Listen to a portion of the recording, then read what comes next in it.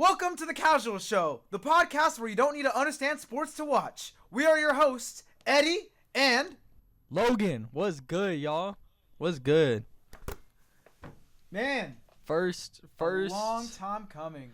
First episode. We've had this in the works for a while. Well, not actually a while. We've had this in the works for a couple weeks. Yeah. We've got the brand. That was a joke. We've got the branding done recently, so we're happy to bring the sports podcast, man. I mean, this is something I've always wanted to do. I don't know about Eddie, but Okay, we're both. So this is what I told you the other day. Funny story. Literally, okay, a couple of days ago is when we came up with the idea for this podcast. Logan hit me up, bringing up the idea. It's crazy timing though, because not only a day before was I thinking of hitting this man up with a similar idea. I am not joking. That's crazy. That's what I wanted to wait till the podcast to tell you. Yeah, that's crazy. It's actually kind of wacky. He's been telling me he wanted to tell me something. But the timing was impeccable. So obviously this is the main thing is going to be basketball, but we also have sports coverage for football. We're going to do some WNBA, obviously with bigger names like Caitlin Clark. Maybe talk some Angel Reese eventually, but Caitlin Clark's our girl. We'll venture out a tiny bit. Yeah, maybe. Yeah. But this is, I mean, we're gonna keep it pretty fan friendly. We're gonna try to make this pretty relatable to the audience. So we don't know the exact nuance of basketball. We don't know every little detail. So you're gonna learn along right beside us, man. Yeah. So yeah. I think we should. Do you want to say what our favorite teams are going into this, maybe? Yeah, I'll let you lead with that. Basketball, at least. I'll let you lead with that. Okay, so because today we're going to talk about the NBA, we will tell you our favorite teams are already fucking eliminated. Yeah. For me, sadly, it was the Lakers.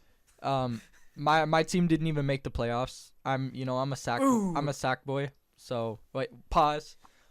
I'm from Sac. That's wild. Right? I'm from Sac, so I'm a Kings fan, man. I gotta be a Kings fan. We love them out here, man. Rough. It is rough scenes. So yeah, lately we've had to come up with some backup teams. Yeah, I believe in the T-Wolves. Yes, we want Ant to get his first ring, baby. We'll talk about that in a minute, though. Yeah. Right? Because there's another game that happened before that game. Yep. We're just gonna get right into it. I know it's the first episode, but why we're going hog wild? Introducing the podcast when there's fucking game sevens to talk about. Yeah, and insane Pacers versus Knicks. Insane game sevens.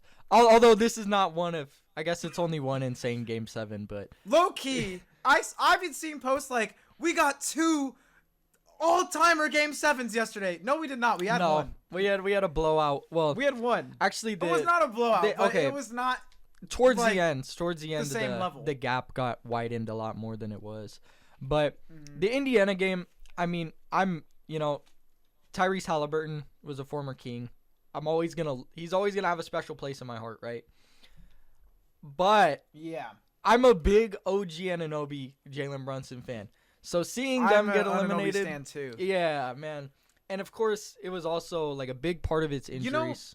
Not to take away from what the Pacers did, but obviously that was a big part of the reason that they could win that series. More important than the actual basketball, though, the narrative. Yeah. Halliburton being the villain here, which is so crazy because I've loved him. It's so unlike him. It felt so strange to root against him. Yeah. But I didn't think this was going to happen for the Knicks this year. Yeah. Jalen Brunson just fucking is that guy, I guess. It's crazy, especially considering that they're the underdogs. We should be rooting for them. Like the Knicks were the 2 seed. What, the Pacers are they were the 6 seed? 5 or 6 seed. It didn't feel like it though. It didn't feel like it. Which injuries? You're right. Definitely injuries. I mean, they're missing Julius Randle. Yeah. They were missing OG for a majority. Of OG. I mean, Jalen Brunson even got injured last game, so he did at the end. Yeah. Mm-hmm. They just do not have injury luck. Dante DiVincenzo. They had. I mean, I heard. So I watch Bogdanovich. Yeah. The very end of rotation guys. No. Knicks. The Knicks are just a very deep team. I mean, I watch some Knicks fans, right? And I heard what they were talking about, And obviously, I don't watch every Knicks game. I'm more of a Kings fan, so I only watch the playoffs games. Yeah, I mean, I'm not there watching every single game. That's why we're the casuals. Yeah, that's exactly why we're the casuals. So, no, and I heard that, like, Pierre from one of the podcasts I watch, he said that if any other team would have lost their number, well, technically they lost Jalen Brunson too, but let's just say in general, they lost their number 2, they lost their number 3, they lost their number 5. They lost key pieces. Oh, and Mitchell Robinson too, like a key defensive piece. Like if any other team would have done that, do you think they would have gone as far? Nah. No. Definitely no. I don't know, man. Knicks are probably the deepest team in the NBA. I think you'd have to say. No, they were fucking not. Who? Okay, I don't know. Okay, maybe. Yeah. The Timberwolves hype is getting to me. Oh, yeah. Because I want to say Timberwolves. I could see that. But I was going to mention this later because I've been so gaslit by benches lately because I'm not a Timberwolves fan. I haven't watched the Timberwolves a lot. I've seen the Nuggets a lot just because they faced the Lakers plenty of fucking times this season. And, you know, it's easier to keep up with the champions. Familiarities there from last year as well. So compared to the Lakers, and obviously we'll get more into this later, but compared to the Lakers, it's so obvious that it's night the and Nuggets day. have a better bench. Yeah. I assumed that meant they had a really good bench. But then we saw against the Timberwolves, this is a really good bench. Well, it's crazy. I don't want to get too much into it, but we'll get into that later. Yeah, we'll get into that a little later. But I'm seeing like a similar thing here. It's like I have to reevaluate what a good bench is because apparently I don't know. Yeah, and the value it actually brings to a franchise. Because I'm sure, like, when star players get traded, like Bradley Beal, for example, last year. Although I wasn't the biggest fan of it, Bradley Beal to the Suns, it's still a star player. So, obviously, there's a bunch of media traction surrounding it. But we don't ever really talk about, like, the very small trades. Like let's say TJ McConnell. Like, obviously, he's a bigger name right now. But let's say he got traded in the offseason to the Lakers. We wouldn't talk about that very much. But I would be talking about that for an hour. We would make that the episode title. No, but I would guarantee us a championship too, because that's what Lakers fans do. And obviously, it's because of the superstar pedigree that these star players come with. Like Bradley Beal is obviously a bigger name than TJ McConnell, and let's say it's just Bruce fun. Brown. Like, it is fun. It's almost become like a bit of a game for the offseason because it didn't used to be this bad. Which we all know. That's the direction the NBA is. Yeah. But it's almost become like a thing of like, which superstar is going to be traded to a random fucking team this year? What team is desperate to get a Kyrie, a KD, you know, like that type of caliber player that we see moving a lot more these days because teams are more desperate to either compete or suddenly rebuild. Yeah. It's so fucking fast these days. It is. That like, it almost is hard to take seriously with some teams because I'm like, this isn't going to be the same team in 2 years. True. Yeah, no, like, I mean, Brooklyn Nets are a great example of that. When they built they're the perfect example. I mean, and they looked, sorry to cut you off. No, I know you're we're good. supposed to be talking about the playoffs. Mm-hmm. But, you know, first episode things, there's a lot of basketball we haven't talked about on the podcast. So we might go a little off topic. But the Nets was the perfect example of, I don't know about you, but for me, I looked at that on paper and was like, yo. They're winning cooking. a chip. Yeah. They're fucking cooking. Your example for the bench thing, exactly. Because we failed to think about any other part of the team.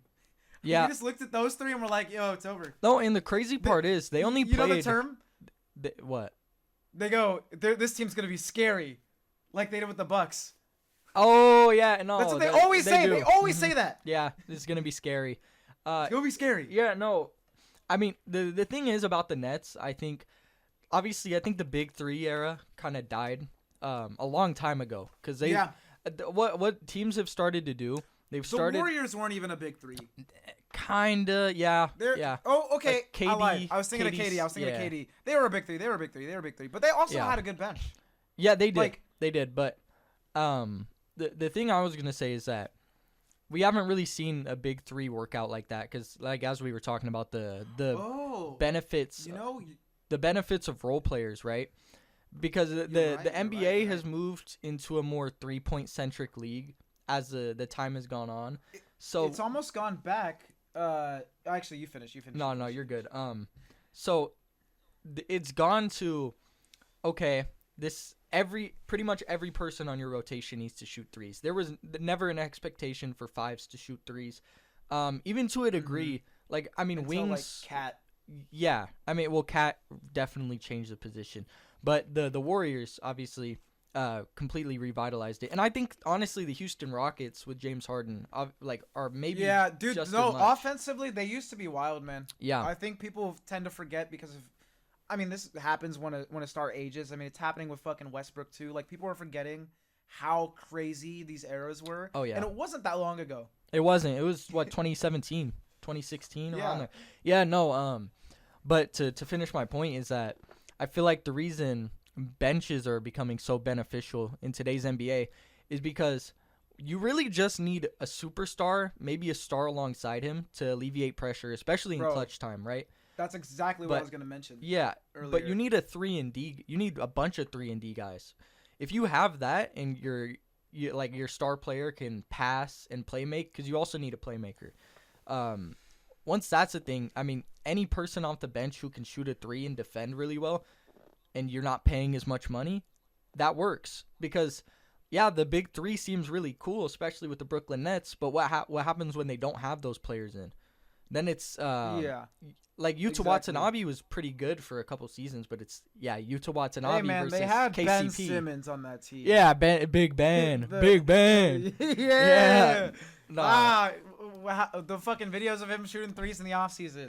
Oh yeah, bro. Let's go. He's a He dog, gonna be bro. scary. He's back. I was gonna mention way earlier, and you kind of just retold it anyways, but I like to phrase it like this. I think is like the big 3 era is over. We've transitioned literally back to what it used to be. Obviously, the game's different, types of players are different, but in terms of like 1-2 punch type of stars, like Anthony Davis, LeBron, Jamal Murray, Nikola Jokic. True. Timberwolves is I mean, Cat and Rudy Gobert, like, kind of, but it's more just Ant and Cat, I feel like, are the big 2. Well, especially Gobert, offensively. Yeah. Obviously is great. I'm not taking that away from him, but, like, I don't know. I guess you could say 3. I don't know with them. But it definitely just feels like 2 big stars, and then we got to surround them with better pieces. Yeah.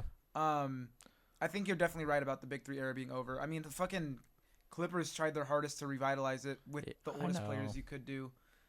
Well, not that I'm knocking it. I actually like what they tried.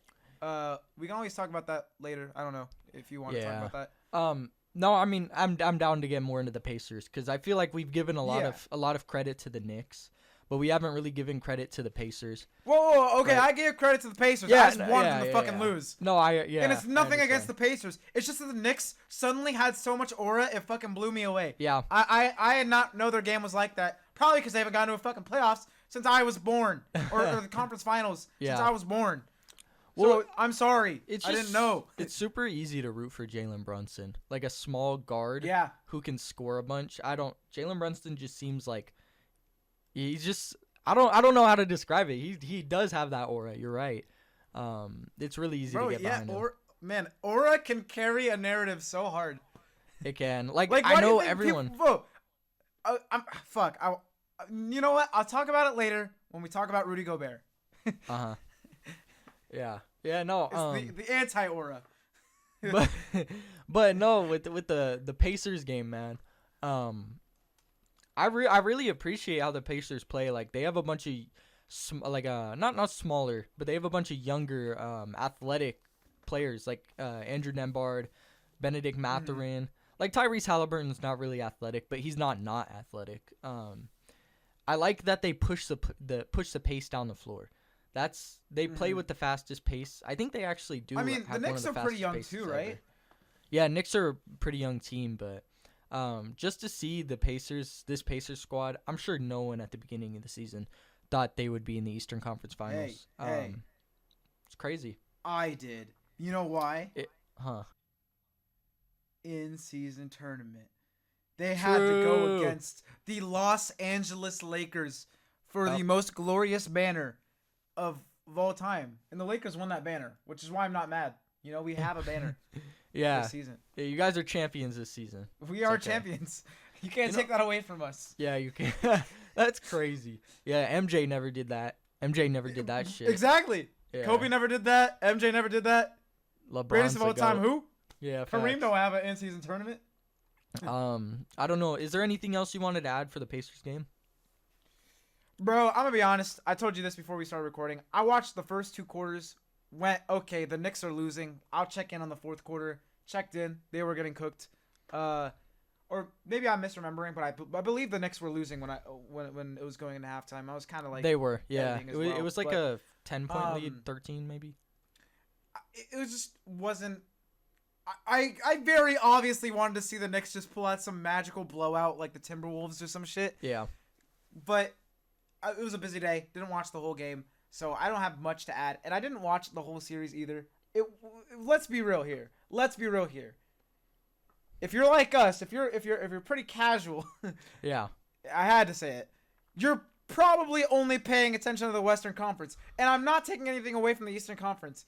It's just not the more interesting game right now. You're right. It's objectively all I could fucking think about was that. Yeah, I mean the Eastern Conference is objectively weaker than the West right now. Yeah, it's been weaker for. It's been weaker for a long time. Ever. Yeah, the West just seems to build better teams. I mean, it's been that way, like with the Rockets. I remember... Bro, the East had the first 40 years of the league. Let us get the next. True. Yeah, no. We got the next. I remember the Thunder back in, 2015, 2014. They won 50 games, and they were the 8th seed in the Western Conference. That's insane. 50 games. And even this year, when you look at it, it's like, up until the end, it was like seeds fucking 5 through like 10 were like so close. Neck and neck, yeah. Not exact numbers, I'm just guessing, but it was pretty much like, and then even the few under were like close as well. It's just so weird seeing good teams have to play in. It is, yeah. It's crazy. Well, especially not seeing Steph or LeBron have a meaningful playoff series. Have a meaningful playoff series. Okay. I don't know. So I still want to talk about Lakers Nuggets on this podcast at some point. Do we save that for like next episode or something? Or playoff. When do we talk about that? Maybe after the playoffs. Playoff. That outtakes. might be a good video. Yeah. Playoff outtakes. I like that. I like that because coming up with videos on the podcast. You know how we do it, baby. Small little thing though. Yeah. LeBron. It's only because we lost to the Nuggets. Okay. Mm. If we faced any other team, maybe not the Wolves, we would have went farther. It was really just the luck of the draw at that point. Yeah. I mean, either way, you would have had to face the T-Wolves. You're right. So yeah, I know, but like, we can't just pretend like the Nuggets just whipped our ass. On paper, yes, but if you actually watch the games, the Lakers beat themselves. The closest sweep of all time. Like last Darvin year. Ham beat us. Yeah, Darvin Ham sandwich. Darvin hands in pockets. Exactly. So I don't want to say that he didn't have a meaningful run or whatever. Yeah. But it definitely is less meaningful than other years. For the closest gentleman sweep of all time. If anything, I'd say it's sadder for the Warriors than the Lakers. Is. Oh yeah, no, definitely. Because you got eliminated by my Kings. Got eliminated. Lakers have rotation or like coach sabotage. The Warriors had GM prioritizing older players over younger players sabotage. That led to this over like the last couple years. True. Because they don't have the young pieces that they could have had. No, I agree. They're building on 2 separate timelines, and when you do that in the NBA, it typically doesn't work out. And I get it. I mean, why wouldn't you want to, keep your people? Yeah. But at the same time, I don't know how much they're paying Klay.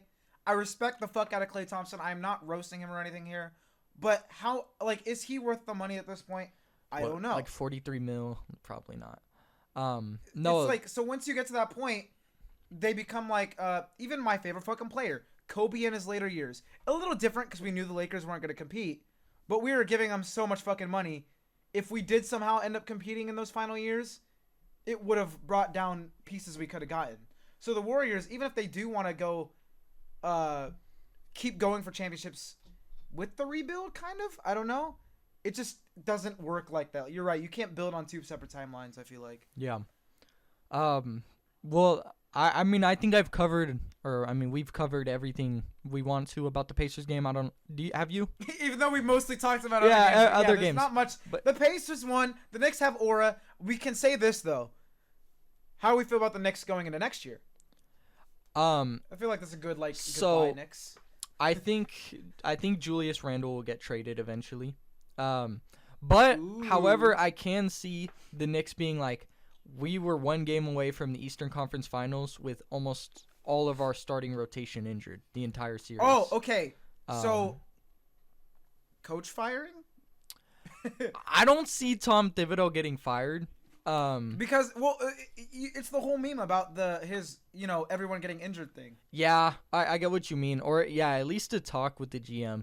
Because but it's not his fault. I will say this. I will defend him. Like, it's the playoffs. Eastern Conference Finals, and all your players. He has what he has to work with. Like, what else are you gonna do? I mean, playing Josh Hart 48 minutes a game, nearly every game. Josh Hart is him.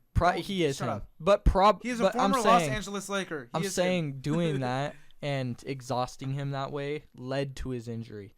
You're not wrong. You're definitely not wrong. But like I said, it's just a double-edged sword because once you get to that level. And I'm not going to speak for any players here, but if you ask most of the players, I'm sure they would play it. I don't know how to say this because I wouldn't say it's worth it. Because unless you're like Kobe himself, you're not going to say an injury is worth it, But they go in knowing the risks. They're probably really willing to do it because they want to win that bad. Yeah. You're in the fucking NBA. There is a couple people that are probably not super into the competitive side, but for the most part. Yeah, a lot of players. Level of and Josh Hart definitely is. Josh Hart's a dog. Exactly. That's what I'm saying. So I don't think he's looking back regretting that he played so many minutes. No. Now us as fans, yes, we can look at that and be like, in that third party, maybe they shouldn't have done that. I don't fucking know. I'm not the coach. I didn't even watch the whole game. Yeah. I mean, we didn't watch the whole series, but listening to things about it.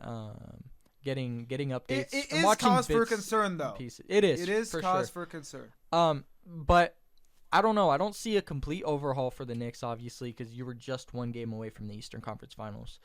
But I don't know if I see Julius Randle staying, just because. Even the Knicks down the stretch, the last month of the season. I don't know. With OG, they were doing so well. Without Randle too. If you get rid of Randle. It's because of contract, right? It is, but it's also don't say injuries. No, I mean, or maybe it is injuries. It's. I would also do it because of offensive creation. I think Julius Randle he struggles to make a huge impact on the offensive side of the ball without the ball in his hands. You don't need two primary ball handlers on the team. And that's my main gripe with Julius Randle on the Knicks. If I were the Knicks, I don't know what his contract is. Let me look this shit up. I think it's 30 something. How many years? Jalen Brunson though. 4 years. 4 years. Yeah, he's probably not getting traded. A couple years ago. But 2023 to 2025. Oh, okay. So he's probably got another year. A year left. Another year. Okay, perfect. So yeah, I would honestly, if I were the Knicks, I would trade him for a good, not 3-and-D guy. I would want a little more creation out of that. Someone who can finish as well. I don't know if you have any ideas, but I don't know. I'm trying to think. It depends on if they think Julius Randle's gonna stay too. Let's say they do want to keep him. Yeah. But he doesn't want to stay. Then yeah, trade him now to get what you can. I mean, I'm saying an Aaron Gordon archetype of player, and also maybe some compensation possibly. Just because Aaron Gordon. I don't think Julius Randle's gonna get any better. No. Than he is now. Not to say that he's bad. Obviously, he clearly got a lot better last couple years than when he was on the Lakers, for example. Mm-hmm. I say that because I saw him on the fucking Lakers every game. Yeah. And don't get me wrong. I that squad at the end of Kobe's career. I still have so much love for that squad, even if they weren't good. Yeah. I still I loved seeing D'Lo get better. I loved seeing Julius Randle get better. Even though this wasn't that same year, I like seeing Brandon Ingram perform. I liked seeing Lonzo whenever he would perform not being injured. So it's when a player's on the Lakers, I want them to do well, even when they're not on the Lakers, I just will probably get attached to them. Yep. Mm-hmm. But so I say that with all due respect. But Julius Randle is not getting any better. Probably trade him now. Yeah, I agree. Depending on how they see their chances next year. I don't know. Like, I don't fucking know. I mean, I'm not well versed on the Knicks. I don't watch Julius Randle very often. So I hesitate to make a strong opinion on that. I love that opinion. You stated talking about how you have people on your team and you always grow to love them, or even going through the struggle years as a fan to get to the championships. Because you see them like okay, I'm sure you're probably a similar way. I don't watch every NBA game unless it's like one that really like matchups that interest me. Mm-hmm. But I will watch most Lakers games just because I find it more fun. It's the team that I like. Yeah. So of course I'm gonna get attached to the players that I see 50 to 82 times a year, depending on how many games I end up watching. And you root for them so much. Like I don't see how you don't get attached to them unless there's some major dickhead. Yeah, you have to have fucking problems. Like you have to be an actual fucking asshole. Like, Come on. Yeah. Okay. No. But I think that's a good way to segue. Do you wanna do it now? The Wolves game. Timberwolves. Let's go T-Wolves. Fuck the Nuggets. Fuck the don't fuck. Okay, I like Nikola Jokic. Fuck the Nuggets. But I'm gonna say the same exact thing as you. I like Nikola Jokic. Yeah, I like Nikola Jokic. So I feel bad saying it, but as a Lakers fan, I must say it. Fuck the Nuggets. Hey man, I'm a LeBron fanboy. I like femboy. No, hey, no. Hey, no. yo. Okay, So, whoa. Let me cut you off real quick. Mm-hmm. I have to say this. No, I am not a Lakers fan because of LeBron James. Yes, he is. I was born into this shit. So let's not start that narrative now. No, yeah, Continue. No. He's a big like bandwagon. LeBron, so after like when the Lakers won their last championship with LeBron, that's Eddie came over then. So yeah. Nah, back when Kobe was winning the championships, I think I was a Cavs fan, and then I became a Heat fan. Yeah, that makes sense. Coincidentally, yeah. And then I started becoming a Cavs fan again back in like 2015. I've been a Lakers fan since like 2018, 2019. I don't remember, Yeah. It just happens, It just yeah, happens, but you're not a LeBron fan, so it's cool. Nah, bro. I don't even, No. My sunshine. So the Wolves game. Let's actually talk about it. I caught a couple of the all games. of these games. I pretty much all of the games. Was looking forward to this series so much. Me too. And it's so. I just want to say this straight up. The Nuggets are built so extremely well that a team that was specifically made to stop them, the Timberwolves, being big, lanky defenders who can switch really well, they got driven to 7 games. Question. I wanted to ask this for the Pacers too, but I forgot. Going to Pacers Knicks, who did you have winning in how many games? I had unless you didn't have before the injuries, I had the Knicks winning in 5 or 6. Like I thought it'd be pretty. Okay, I also had the Knicks. I had the Knicks winning in 7, just out of pure hopes. I didn't really know either. I was just going off of aura. For this series, what did you have going into it? I had the Nuggets. Like Be honest. I had the Nuggets too. Even when the Timberwolves T-Wolves looked good. Even when the T-Wolves. But I did not expect this. Yeah, even when the Timberwolves went up 2-0, I still felt the Nuggets were gonna come back, and of course they went up 3-2. Bro, yeah, even going into Game 7, I was like very sadly telling my family, I was like, I think the Nuggets are gonna fucking get it somehow. Yeah. And even to the last minutes of the game, until we confirmed, okay, there's no way they can come back, I still had that feeling. We were texting it during it. Yep. Yeah. So you had that gut feeling too, like the Nuggets are gonna pull some bullshit. The Nuggets always pulled this fuckery every game, like that every Nikola game. Jokic. You know what a big part of it is? I'm not blaming Jokic. Sometimes they just don't fall. But yeah. You notice a lot of times he'll throw those fuck ass threes and they'll somehow go in. Yeah, they'll go in. Yeah. This game, it was 0 for 7. That he made one in the 4th and then like missed another one in fucking crunch time. Like, I think not blaming Jokic at all, but did he make another one? He finished the game with 11 attempted threes, I think.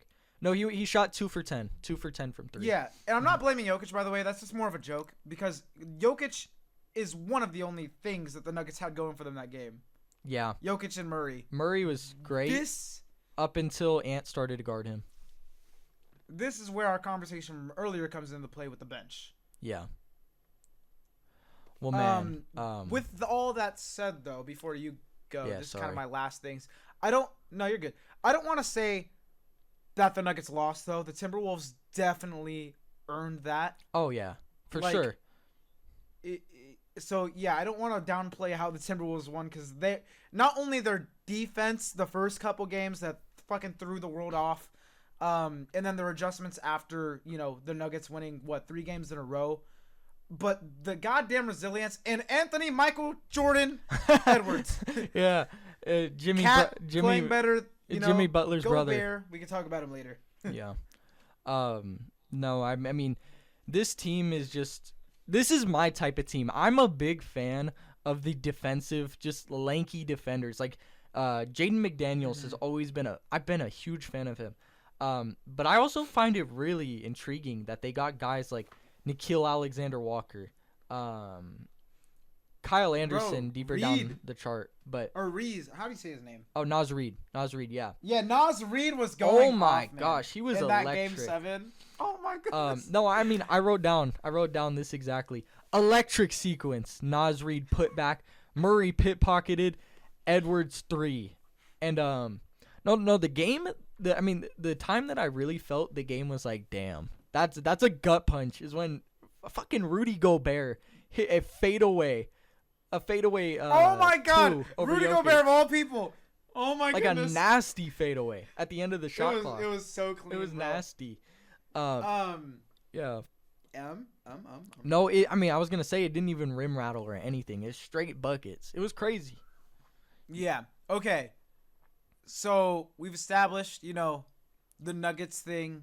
The bench didn't produce as much, which was surprising to me because, I was saying earlier with the Lakers versus the Nuggets bench I thought was good. Yeah. Or maybe not. Maybe I'm mistaking bench for surrounding cast. I haven't memorized their starting lineup, but I know they got Aaron Gordon, KCP from the fucking Lakers when he was amazing, and I miss him every day. They have pieces that I thought supported them amazingly, and is why the Lakers lost. But then when you see the Wolves, it's just another level. We just mentioned multiple of them. I also, more in depth to what I was saying earlier, Anthony Edwards going off as much as he does, creating that space to where Cat can kind of play his own game rather than being the main man, also helps tremendously. Oh, for because sure. This is the best Cat's played this series, maybe his whole career. In the playoffs, yeah, maybe. The only issue I have with Cat could be so much more impactful if he didn't do any bonehead fouls. Like Jokic went for a 3. Okay, well Gobert fouled out, so we gotta talk about him more then. Yeah, we gotta talk about him a little more. But Cat is constant. He constantly is about to foul out. You're not every wrong. Game. And it is dangerous because that can lose games. No, I mean it's close games. So as you were mentioning, if he fouls out.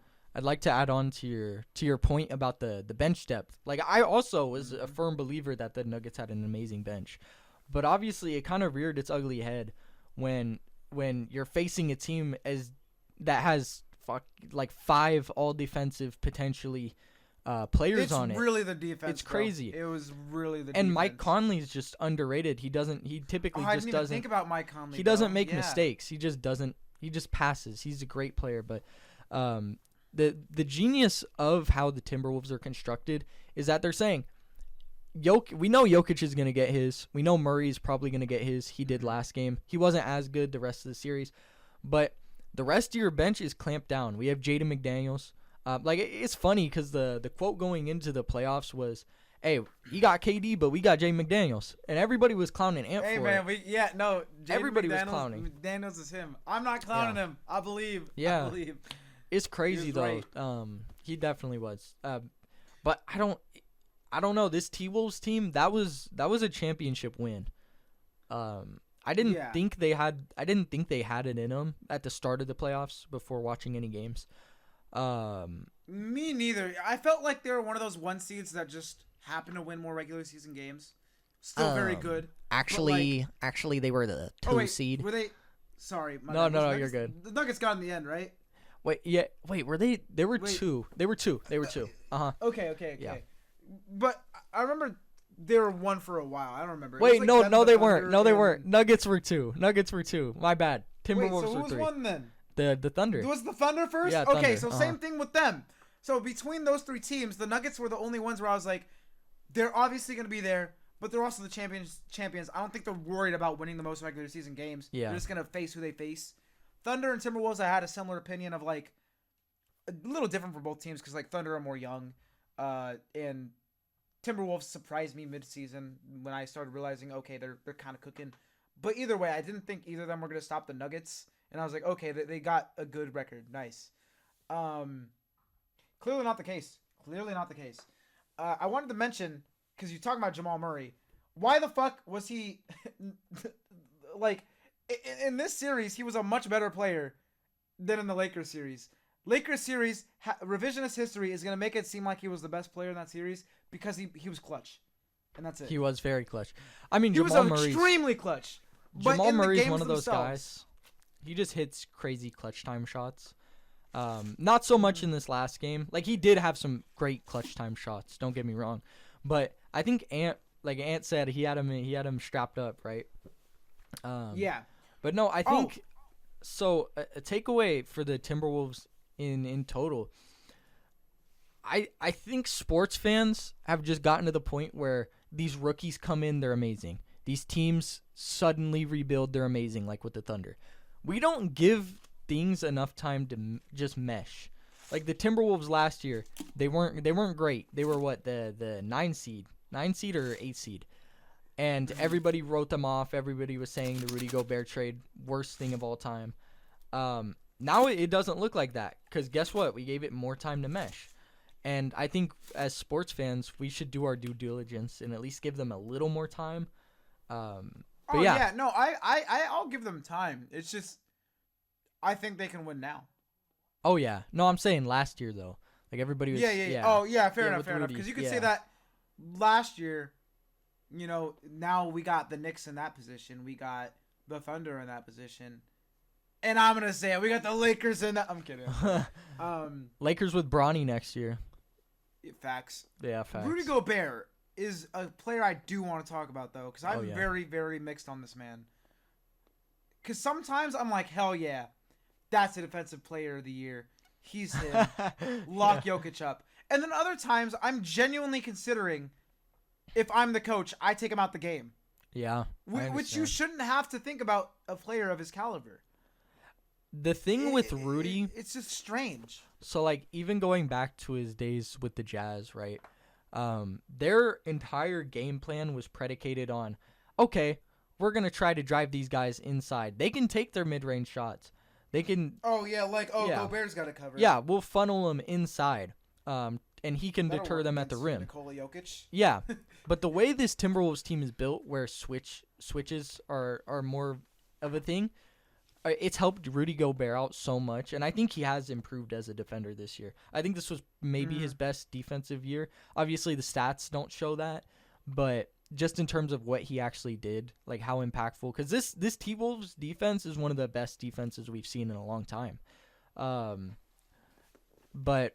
No, I'd like to add on to what you said as well. Is also, he does have those times where he's struggling, and Rudy Gobert is allowing Nikola Jokic to go nearly perfect from the field. Which, obviously, it's Nikola Jokic. Things are going to happen sometimes. Yeah, okay. But you're the best defender in the planet. Now I sound like a dickhead. No, but you're the best defender in the planet. Yeah, I get you. Those are right. And it's not always against Jokic, too, because sometimes he's guarding other people. Yeah. And... because of the switch defense and shit. And then, I don't know. I don't remember specifics. I didn't write down specific things about Gobert. I just did want to mention that there were times where I audibly said, take him out the game. I don't remember the exact moments, but I think Charles Barkley said it too at halftime of the last game. I understand, yeah. And I was like, yo, Dad, Charles Barkley said it too. No, but I'd also, so for a young player, Anthony Edwards, he's 22, I think. 22 years old. Oh my God. I thought he was older. Holy shit. For a young player like that, 2 years older than me. 2 years older than you. Wow. He's 1 year older than me. Oh, 1 year older than you. He was born 2 years earlier, though. He was born 2 years earlier, though. Chill. So, but for a player, for a player like that, where star players, once they can't get going, a lot of them just end up passing the ball. I think that's a big issue I have with Tyrese Halliburton. But he did do that a bit. He did, but in the he last also game. knew when to take over the game. He locked in a bit later though. He did, and that's For all you sure. can ask. Like he kept keeping his Oh my teammates God. motivated. Down 20 at one point in this game. Okay, I'm glad they won. He got 16 points, Yeah. 8 rebounds, and 7 assists. 6 for 24 field goals. Yeah, We're gonna need to work on that a insane. little bit, buddy. A little bit. One for. And they got the win though, you know. Yeah. So 1/4 of his shots he made. That's crazy. But no, Cat was amazing. This was honestly, he's been known as like a playoff dropper, but he's been great these playoffs, especially offensively. well, that's what I was mentioning, man. I'm so like I was talking to my dad at the start of the series after the first couple games, and he thought I was dissing Cat because I was talking about how I wouldn't before this season I wouldn't have had him as that guy for my team, and he didn't meet the expectations of being the franchise changer. I don't want to word this in a way that seems weird because like obviously now he's a huge part of it, but Anthony Edwards got those wheels turning for sure. Oh yeah. And brought the best out of him. So now, even though he's not the franchise leader, the face of the franchise like Anthony Edwards is going to be, he doesn't need to be. He is a perfect right-hand man, in my opinion. Yeah, I mean, and he's one of the best big men shooters we've ever seen. Like his game. Yeah, he changed that side of the game too, even though it's not as big of a deal as like Steph Curry, obviously. Like it's something that we might not remember forever, but he was like the first one, unless I'm misremembering, to really come in shooting threes at 6, whatever the fuck he is. 7 foot. Almost. 7 He footer. is 7? Oh my god. Crazy. He long. Yeah. Pause. No. Yeah, I mean this series was just phenomenal. Although a lot of the games were blowouts, it's sort of similar to like the 2016 finals. Obviously not a 3-1 lead or anything, but where a bunch of the games are blowouts, and then the game 7 is an amazing game. But no, this series was great. Wanted to talk about one thing real quick, Mm-hmm. because as a Lakers fan, I've seen how NBA refs can be. I don't want NBA refs to be a huge topic on this all the time because they're gonna be ass sometimes. It is what it is. I don't think they were bad the last game. Don't get me wrong, but I'm looking at this. Timberwolves had 26 out of 30 free throws made.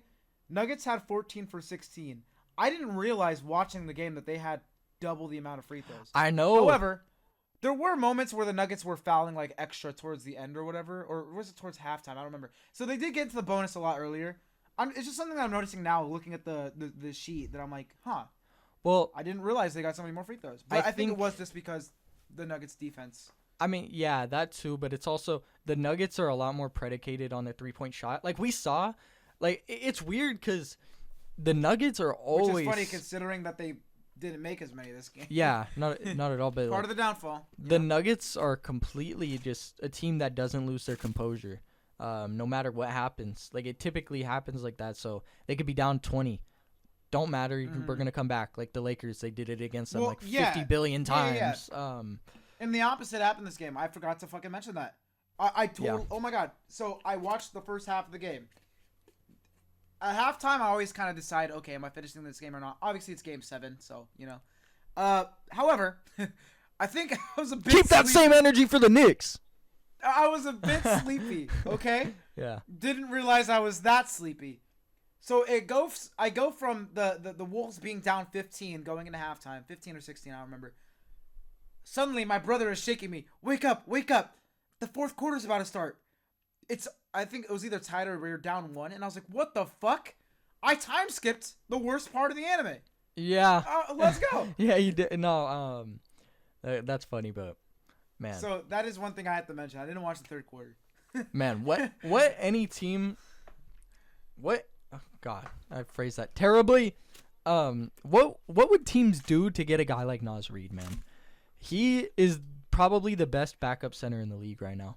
I'd say ceremoniously. That, but you know what? I'll agree with you. He probably is. Hey, technically, there's only fucking 4 teams left, so hey.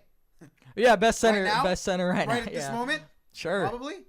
No, it's insane though. Naz Reid was great. I don't know if there's something else you wanted to add for the Timberwolves series. There is like 3 things I wanted to say. First one is something I was meant to say earlier, but we can talk about it now, because this happens every year unless you're a fan of the best team in the league. At some point in a season for any sport, your team's gonna get bounced out, and you're gonna subconsciously end up rooting for another team. This time it wasn't subconsciously. I very clearly wanted the T-Wolves because they were going against the Nuggets. Yeah. They knocked out the Lakers. But even now, knowing more about the T-Wolves, it's not even about the Nuggets anymore. It's just they're so fucking fun to watch that I'm like, okay, T-Wolves got it. On the East, it probably would have been the Knicks, because I don't want the Celtics to make the finals unless they're facing the Lakers. That's just how I've always been. Yeah. Well, especially now that we're tied in championships. I don't know how it is for you after the Kings were knocked out, which team you went to. So obviously now the Pelicans took us out, right? If Zion had been in it, I would have been rooting for the Pelicans, because I'm on that shit. Crazy. On Zion. Crazy on the dick. Whoa! No, yeah, no. Let me backtrack on that. No. So, yeah. Backtrack on that. This man is crazy. Nah, oh my if God. it was, if it needs to be stopped. if it had been Pelicans with Zion, I would have rooted for them. But again, I went to the T-Wolves. I don't remember if it was first. No, it was Lakers first. But once Lakers got out, then I went to the T-Wolves. WWW, yeah, I remember you. I remember you're a real one. You were telling me. I was, yeah, no. I want, like, for you, obviously, like, I fuck with you. I want your team to go. The world also kind of wanted to see the Lakers somehow pull it off, because they knew, like, I don't want to say that we knew that they had the ability, because that sounds like, oh, I'm meat writing. The Lakers aren't that good, but we saw the fucking games. We saw the leads. The world knew, at least in the first, like, 2 games maybe, and then it was like, okay, well, the Nuggets got this. The Lakers are fumbling.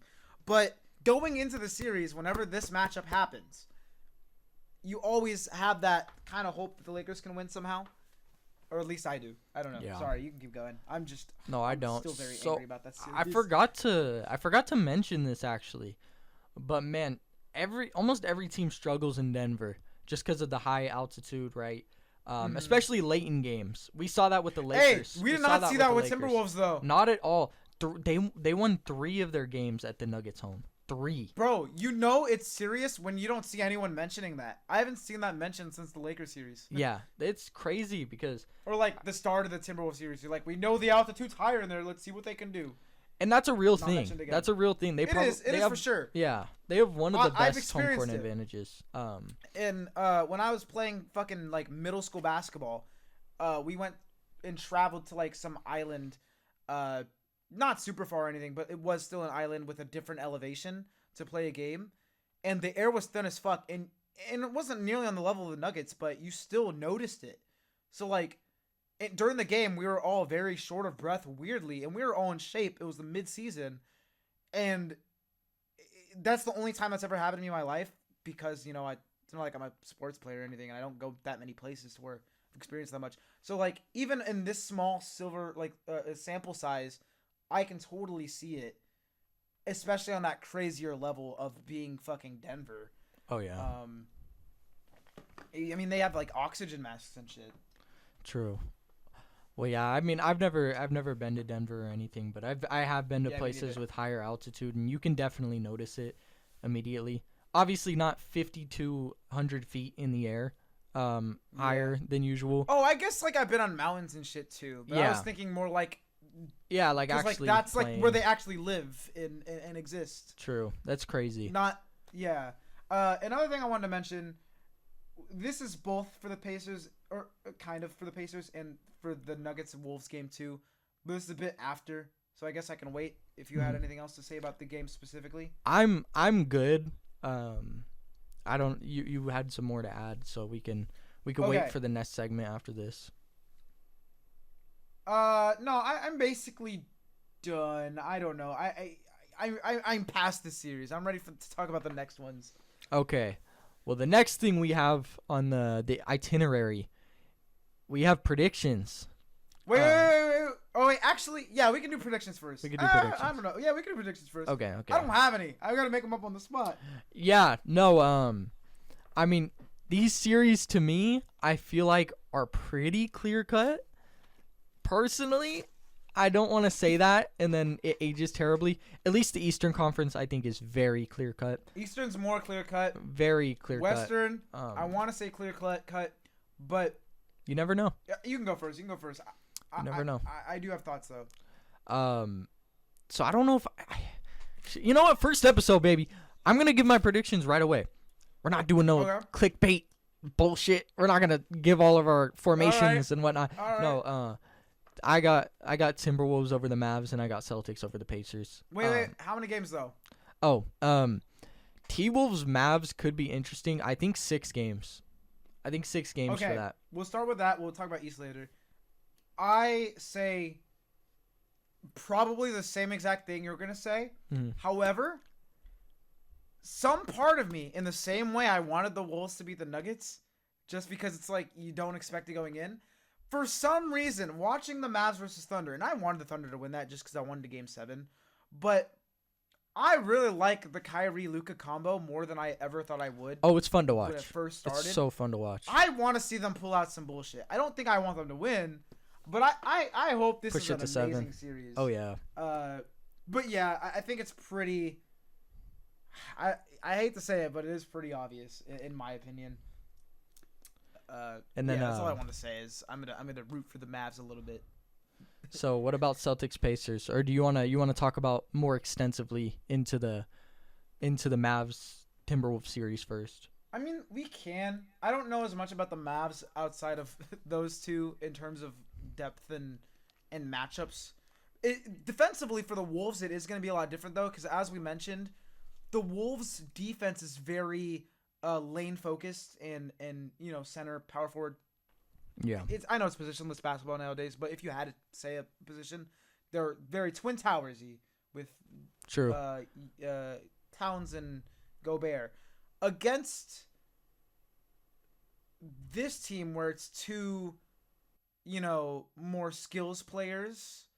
Once again, kind of weird using that term in this day and age, but I mean, you got Kyrie Irving, the most skilled player consensus-wise, and then Luka, who I don't even know what you'd call his play style. He's just everything. I know he's everything like the size offensively. of like. Yeah, he's just he can facilitate, he can score, he can do rebound. All this shit. He's big, but he's not a traditional power forward, obviously. So I struggle to call him anything, but it's very different guard-wise. It is. So I'm interested to see what they have to do defensively, because you can guard Kyrie with the best of your ability. He's gonna pull out some bullshit somehow with his layups in fadeaways or whatever. His Kobe bag. Luka, I don't know. It's a mix of. I'm interested to see the defense on the Timberwolves side. I'm also interested to see the performances on the Mavs side. Like I said, I don't know the bench as much, so I'm really just talking about the stars. It depends on how well they perform. Anthony Edwards, I also do want to keep an eye on, because as much as I have been writing him, last game I was kind of like, until the second half, worried. So I wonder if that's going to carry into this. There's just a lot of what ifs that I'm curious about. But, still very much think the Timberwolves are going to pull it through. Right. I agree with a lot of your points. And I wasn't even really thinking about the size matchup, like the skill wise. Because for me, I was kind of gonna go down the lane of, I think this is gonna be an easier series than the Nuggets series. Definitely. But the reason I think it's sort of similar in guarding, not obviously the players, like how they play, but and size obviously, but it's similar in the fact that there's two primary ball handlers, Jamal Murray and Nikola Jokic, Luka and Kyrie, right? Who they don't do a lot of pick and roll action between the two of them. The dynamic obviously is so much different. The dynamic is completely different. Because you're gonna see a lot more ISO with Kyrie. I almost feel the T-Wolves team is better to guard them than the Nuggets. Ooh. PJ Washington's been incredible in the playoffs so far. He hit a lot of clutch threes. I gotta pull up this Mavs team. You're good. I only watched the last game. And Derek Lively obviously has had a very impressive podcast idea. No, you're good. Derek Lively's I gotta lock in. Derek Lively's had Watch a great rookie season. Obviously, he was second team All NBA. Maybe should have been first team. In my opinion, probably should have. But I think the T-Wolves are honestly. They have Tim Hardaway Jr. Yeah. Yeah. I know him. No, I think the T-Wolves are more fit to handle this team than the Nuggets, although they were built to stop the Nuggets. But I just think their length and defensive versatility, guys who can guard 1 through 5, and honestly, you don't believe in small ball? I do believe in small ball, but small ball is kind of canceled out when you have 6'7" guys who can run. Big balls? Yeah, big balls. Yeah. No, like when you have 6'7" guys who can block and You're not run wrong, as fast. Like, I think I am underrating the Timberwolves guard and wing defense a little bit by saying like, oh, they can only guard the lane and centers and shit. Yeah. Because they were guarding all positions very well in the games where they won. So yeah, maybe I was a little bit too presumptuous on that. It's just that, you know, in the same way you're not going to be able to stop Jokic, you're not going to be able to stop Kyrie. So the dynamic is still a little different on the opposite end because I don't know who's scoring more. Probably Doncic, huh? Yeah, no, Luka's Kyrie. Luka is scoring more, especially lately. But Luka's also he's been a little injured throughout the playoffs. He's healed. He's seemingly healed pretty well last game. But man, he has been injured. At the fucking Mavs Thunder shit just to look at the Mavs players, and on the other hand, I do know the Thunder's team very well. I love that team. And I'm just looking through it and I'm like, damn, Shea, Mr. Aura himself, no longer in the playoffs. Chet. Oh man. Ant is Mr. Aura now. Well, now obviously, but yeah. for MVP race and all that, you know. Oh yeah. Mr. Aura was definitely Ant. With the hardest captions in the world and the hardest fits in the world. We should do that. It's totally stolen from D3, by the way. But just like Aura tier list or like Aura. We could even go all-time Aura tier list, you know? Oh, bro. MJ? Woo! Allen Iverson, bro. Kobe? Woo! I guess there's different types of Aura, too. There's, like, on-the-court Aura, and then there's, like, for example, Allen Iverson had it all. Like, he was culturally. Yeah. Oh, but then you cultural also got, icon, like, for sure. You got, it's like some players, their Aura is on the court. Some of it's with the media. Some of it's, on the social media. Which is the same thing, but I don't know. It's just really strange how different people can have so much different aura, but still we still call it aura nonetheless. Yeah. So, are you ready to shift to the Celtics and Pacers? Yes. Because honestly, but I don't have much to say. I don't have much to say either. This is gonna be a quick segment. You want to lead this? Sure. Celtics in 5. Yeah, I could see the Pacers getting a game. The Celtics infuriate me a little bit because they always play down to competition just to start the series, and then it's like, nope, we need to turn up. It happens every year. The Celtics just infuriate me because like every year they're right next to the top, but we know they're not gonna win. They're like the 49ers. No, it's not gonna change the next year. They're like the 49ers or the Cowboys of the NBA. Like with super stacked roster. We gotta be a little bit softer on them. You know, Jason Tatum is only 19. Oh yeah, yeah, true. Yeah, you're right. You're right. I brought up Ant being 22, like gassing him up, and now I don't keep 19, the same. Bro. I don't keep the same energy for JT apparently. Like, bro, what's wrong with me? I'm biased, I guess. Dude, it feels like it's been so long just because it's been a hectic week for games since the last game against the Cavs, but it was only 5 days ago. I know.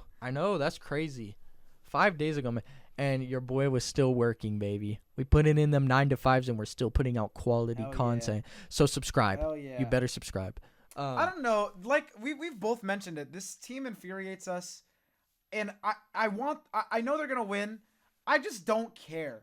And I hate to say it because I like Jason Tatum. I like Jalen. I like this whole team. I like Kristaps a lot too. As a collective, I like Kristaps too, but he's hurt, right? Yeah, he might be coming back to start the series. If he comes back. Still don't think they're gonna be able to beat the Timberwolves, for example, but at least it'll help them on that front. Yeah, big players. Well, the thing is, they really overall. could beat the Timberwolves. I think that'll be an amazing series when it if it happens, not when. But the thing with the Celtics, they just have too much. Like Jason Tatum. You think so? Yeah, they have too much. If Jason Tatum scores 20, they still win. Which others playoff? You mean compared to the Pacers? No, just in general. Or like just in general. Do you mean they have too much going on, or they have too much to stop? No, too much to stop. Too many offensive pieces, man.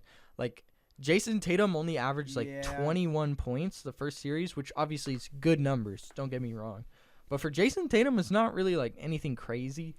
But when you have someone like Derek White, who randomly puts up 24 points per game, during the first series, and then Jaylen Brown. That's what I was gonna mention.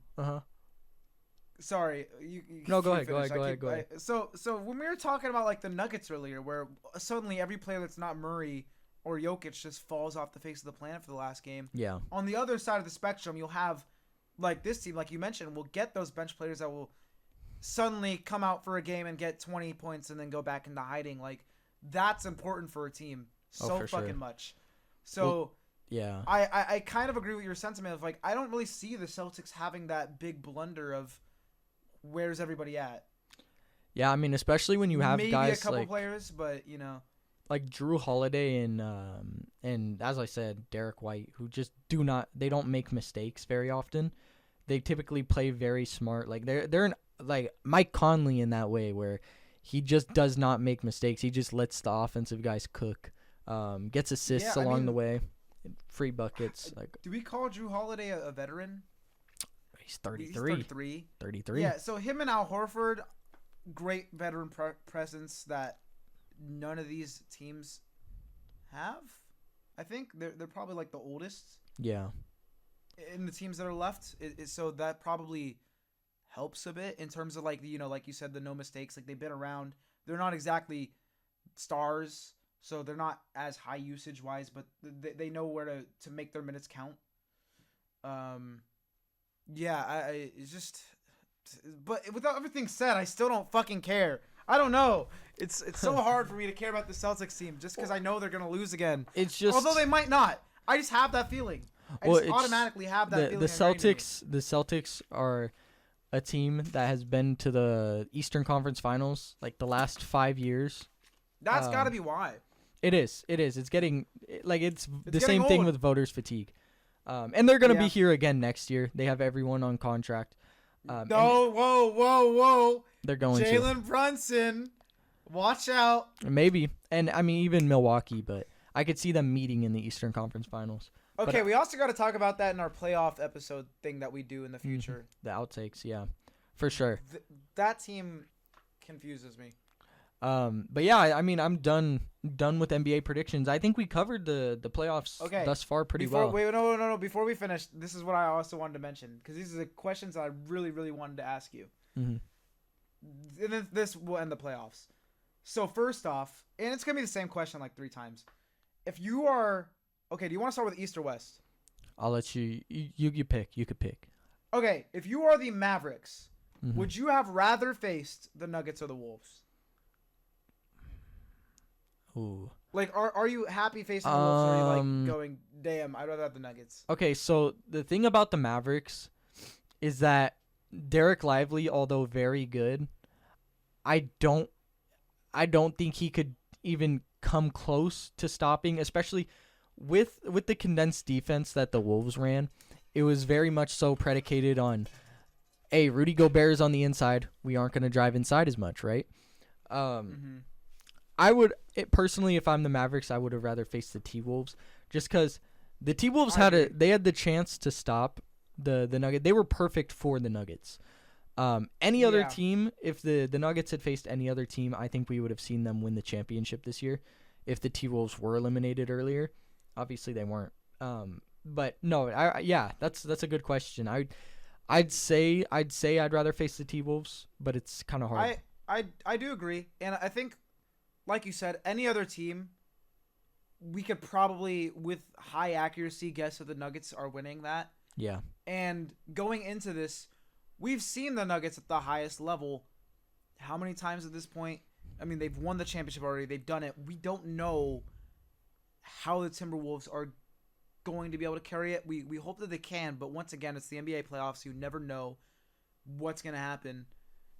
So I feel like there's still somehow, like, it feels very certain, but at the end of the day, there are still some question marks in the long run because there's still 2 more series left if they go to the finals. We don't know how the Timberwolves are going to play for the next 8 to 16 games, or however many it is.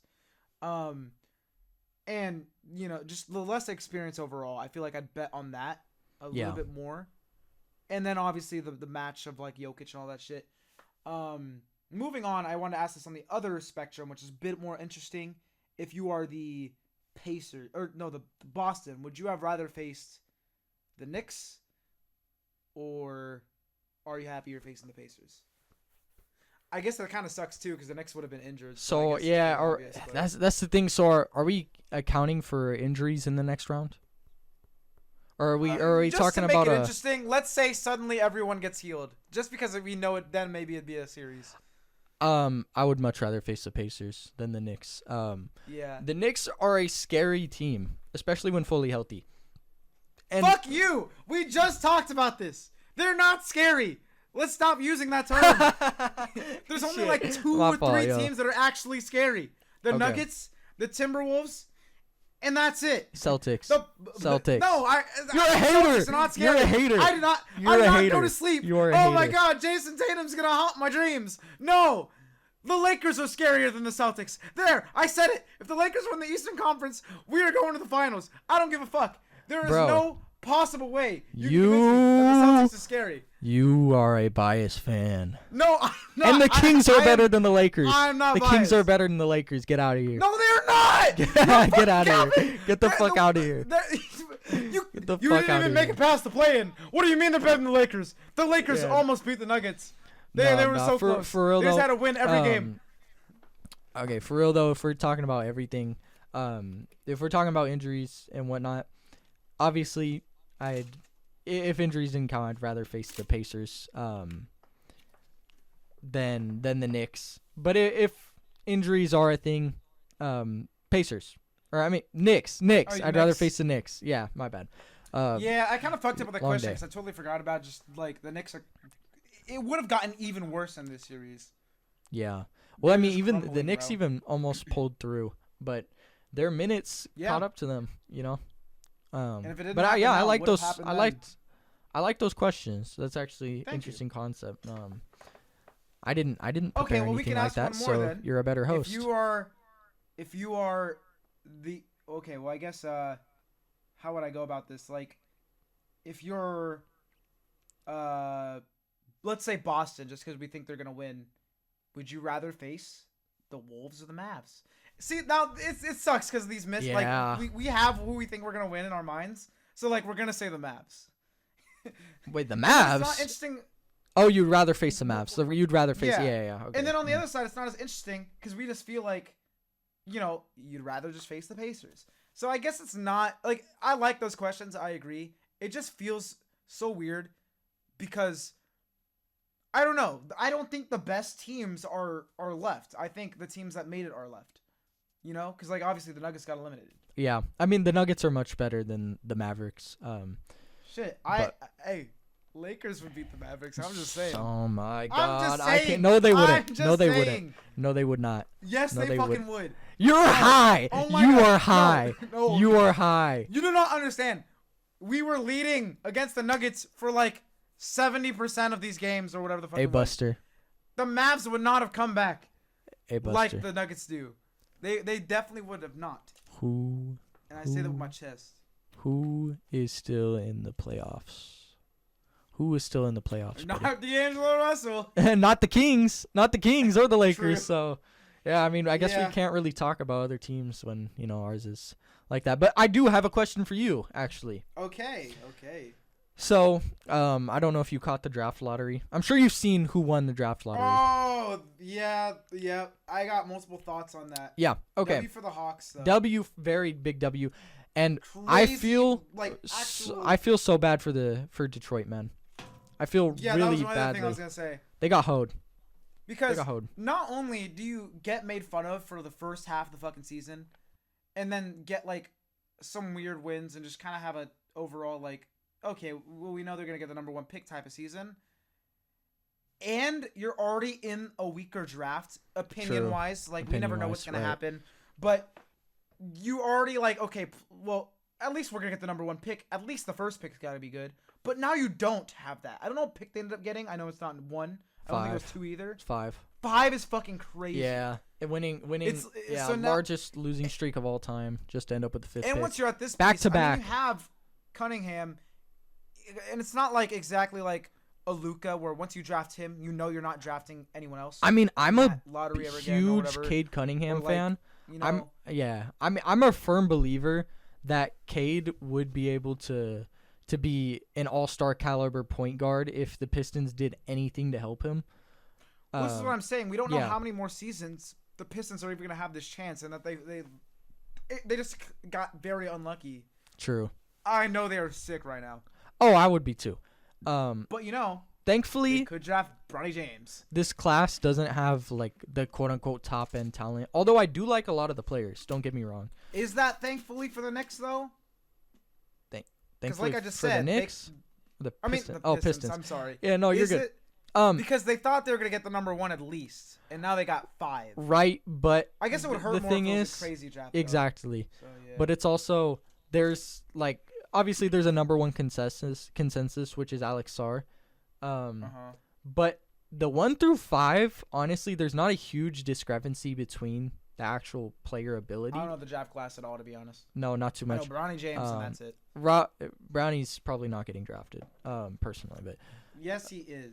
He's going. He's going to the Lakers. He's going to the. Nah. Look, I have thoughts on it, but I also don't want to like say too much because like I don't want to be unfair to Bronny. Yeah. Because the whole world's already being unfair to him, media-wise. And, yeah, he had the heart thing. Fucking crazy.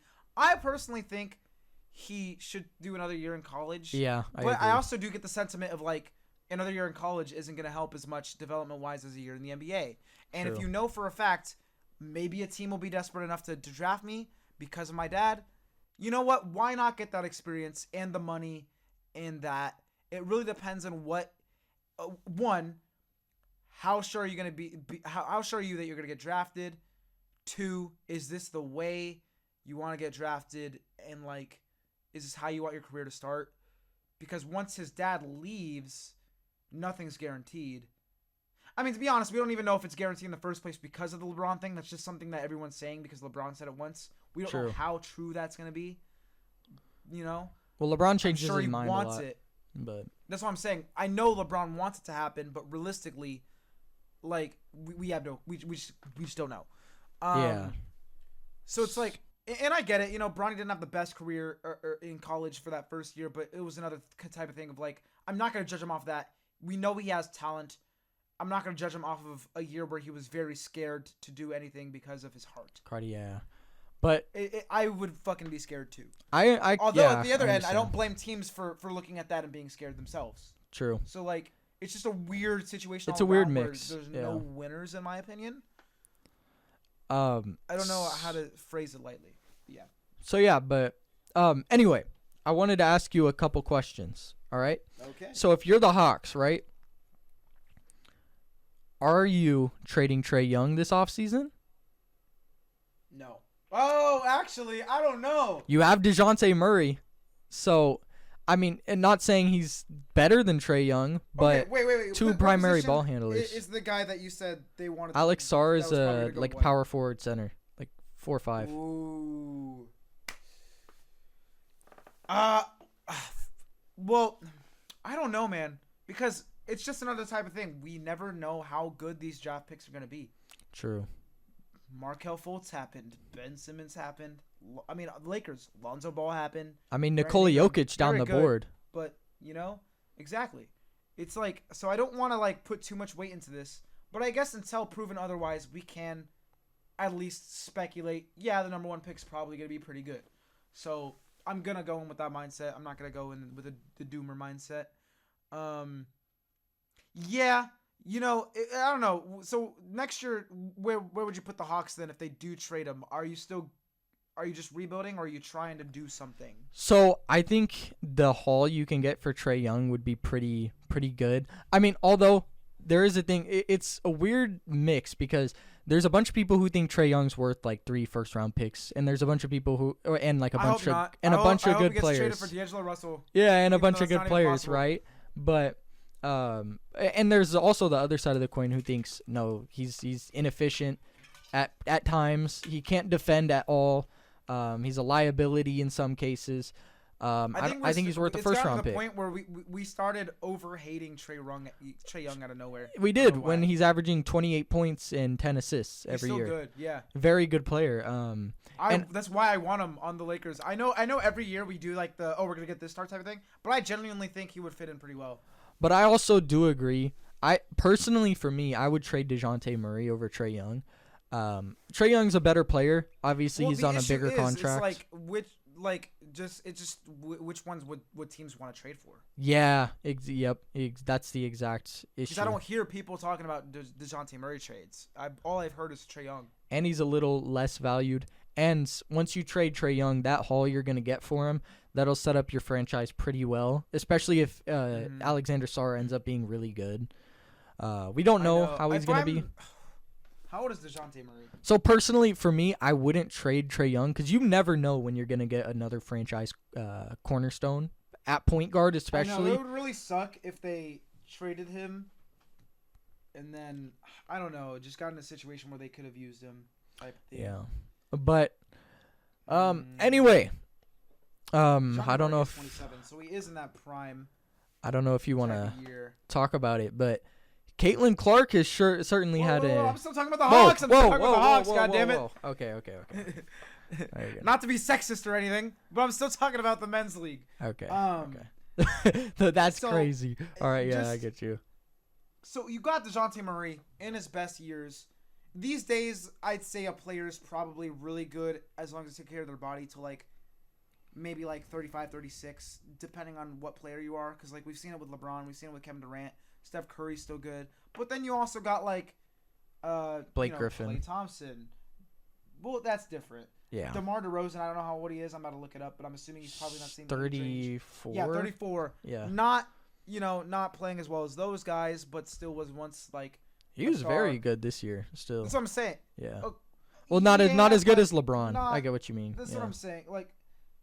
Okay, I'm not gonna lie. Yeah, he still put up numbers. Holy shit. Yeah, 23, 22. Okay, so DeMar. Okay, that helps my point though. Still cooking at this age. I feel like these days more than ever, you could probably count on your stars holding out for a little bit longer. Now, are they gonna stay? I don't know, because all the stars that I just mentioned are not on the teams they were at the age of 27. So, besides Steph Curry. But I'm trying to think Hawks. If I'm thinking long term, which is weird because we mentioned earlier, teams don't rebuild very long these days. They'll go a year or two and then go right into it. That's what I'm wondering. Do the Hawks want to wait another year? Because if they do, what they get for Trae Young could either be young talent, could be first round picks, or they could try and get another point producer type of deal to support. I don't know what they're going for. Or maybe some role players that aren't necessarily young but are good because they think they're going to make a run. I have no fucking clue what they're thinking. So that's just kind of what I was thinking about when you're talking about the trades. But you said you wanted to trade DeJounte Murray, which in that case, I would rather trade DeJounte. I know you're gonna get less for him, obviously. But I think in that case, I feel like you have more leeway because Trae Young's younger. True, but the thing is, I feel like DeJounte Murray doesn't benefit this team very well. I'm not a fucking Hawks fanboy, so I honestly don't know. Well, the issue is, okay, DeJounte Murray's a very, very good player. But the problem is you have two players who do very similar things. Obviously, he doesn't assist the way Trae Young does. Trae Young doesn't defend the way DeJounte Murray does. He doesn't rebound the way DeJounte Murray does. But they're similar players in the fact that they would rather have the ball in their hands. Okay, well, here's my question. Do they have to trade either of them? You don't have to, but we've seen that this isn't going to work out. See how this goes for a year. Because if it's our been number 2 one years. Pick pans out. Yeah. Yeah, but we have a potential franchise-changing power forward coming in. Why not see how it goes, man? It's not like you're gonna win the championship this year. You're right. Although I contracts and shit, I don't know if now is the best time to trade Trae Young in terms of that. So yeah, maybe I'm just yapping. No, I that's actually a great idea, but the only reason I'm hesitant on that is because you never know how the NBA is gonna unfold. Players get injured, and it's a thing where let's see how this goes, right? Let's see how Sarr plays alongside these two players. Yeah, and then you lose your trade and value. then you lose your trade value. Well, yeah, but. Yeah, okay, I'm just arguing now. I don't know. Like, yeah, but I'm not saying you're wrong. I'm not saying you're wrong. I'm saying that. No, it's just another thing of like the NBA. It's is tough. Weird. It's you a tough decision. What's the right choice until years later? I mean, Yeah. Well. Kobe got drafted 13th. and ended up being decent. He was all right. He's solid. Yeah, I mean, he was okay. Yeah. That's my favorite player. Come on. I mean, my favorite player of all time is Blake Griffin. Very random, but I love Blake Griffin. Blake Griffin, if you're watching this somehow, come on the pod, man. Shout out Blake Griffin, man. Shout out you, bro. Man. We love you. We love you over here. Just to let you know. I know this has nothing to do with what we've been talking about, but like I was very impressed the last couple years when he was on the Pistons. Oh my God, on the Pistons, he was a dog. That's what I'm saying. I did not see that coming at all. No, he developed a 3-point shot out of nowhere and then just turned into a great scorer. Yeah, I love seeing players change their game later in their career. I know, it's like the whether it's injuries NBA. or like maybe the game's changing, just like depending on why they got to change their game. But like if they can change it, it's always so impressive to me. Yeah, it's so easy to get caught in. Like this is probably more the Lakers' fault than Westbrook's fault, but it almost happened to Westbrook because Westbrook wasn't going to be able to play his old game on the Lakers. And I still think that's more on us than him because he's doing fine on the Clippers. But, like, I get scared seeing players, which is also why I'm scared for Klay Thompson. It's like when I see these players that I fucking love and they're not changing their game to fit with maybe their skill levels going down with age or maybe the team dynamic's different, maybe the league is different. So, yeah, shout out to Blake Griffin. Yeah. Yeah, and I mean also adding to the point where you're talking about transformative games, LeBron, I mean, obviously, we always talk about his longevity. Easy to forget because it's talked about all the fucking time. So like sometimes he was never a great 3-point shooter. Now he shot 41% from 3 this year. 40. Bro, yeah, I think it was his best year. One of his. It was his first or second best behind 2012 Heat, but where he shot 41% from 3 that year. But it's also 41.6% from the 3-point line, easily the best mark of his career. The only other times he's eclipsed 40 was the one Heat. Season in Miami. Yeah. No, it probably was his best 3-point shooting. Less attempts per game too, because now it says 5.3 as opposed to 3.3. And in my opinion, percentage wise, it's just like crazy. I value that more. But in my opinion, I think that this was LeBron's best old man season. Like ever since he got to the Lakers, started he's not regressed. The bubble, though. No, I mean yes, obviously besides the bubble, but I'm saying past the bubble years, like where he was actually old man. You know what's status. Crazy too? This is supposed to be the year where he only played like 20 minutes a game. And I never believed that for a second. Darvin Ham really thought he was gonna get away with that shit. There was no way that was gonna happen. Like he was like, yeah, we're gonna play him only this much a game. And we're going to really let him rest the whole season. And then it changed in a week. It changed in a week. It changed fucking 3 games in, man. It was crazy. Yeah, but and that's another thing. We'll talk about this later too, but god damn it, the Lakers did not figure out their rotations till like the end of the last game against the Nuggets. I won't lie. Like what a fucking mess, man. Yeah. Sorry. But no problem. Very angry. So I think we should go back to this now because I think we aired out a lot there. You can mention it now. Caitlin Clark. Caitlin Clark's first few games. They played today and we didn't watch it. The one we stand over. No, Caitlin Clark. I don't know if she got her first win, but she was only behind 1 with a couple. Oh my God! They only lost by 4 today. Damn. They're getting closer. Okay, I'm making a video on this sometime soon on the channel. And Caitlin finished with 17. I've been watching every game. Nice. Yeah, same. I did not watch today's game. Didn't watch today's game. The first one that I missed. Was working. But no, Caitlin obviously there was growing pains like with any rookie. But she's looked good. She's looked good, man. I will say the turnovers are an issue. Growing pain, yeah, exactly. Like if you wanted to nitpick like points wise, but that was always gonna get better after a couple of games, unless something terribly like went wrong. Not that she had little points, but it was more like the percentages and stuff. I think, unless I'm misremembering. Yeah, no, you're right. It was pretty. And the productivity went up overall, like in terms of. In the last game, what I noticed was a lot more facilitating and all that, like really setting up rather than just kind of, having to play I'm the man type of ball. Yeah. Kind of getting her teammates involved, which is in turn help her game. But yeah, the biggest growing pain is definitely the turnovers, and it's partially the WNBA probably being a lot different than college. I say that because I don't normally watch the WNBA, but I'm assuming it's a professional league, it's going to be different. But she's also low-key getting that treatment of like, okay, the ball is on the left side, not even going to be passed to her, yet I'm still clamping her down. Yeah. Because she's the talk of the town. So unfortunately for her, she's just getting everyone's best defense that day. It will go away eventually, because no way that steam is going to go the whole season. Well, I say that I don't know, she's still going to get guarded as a star for sure, but it's not going to be like the malicious, I want to see you fail type of vibe that I'm getting right now from some of the WNBA. If that makes sense, like I feel like some of the WNBA is jealous because she's bringing all the eyes, and which is like stupid.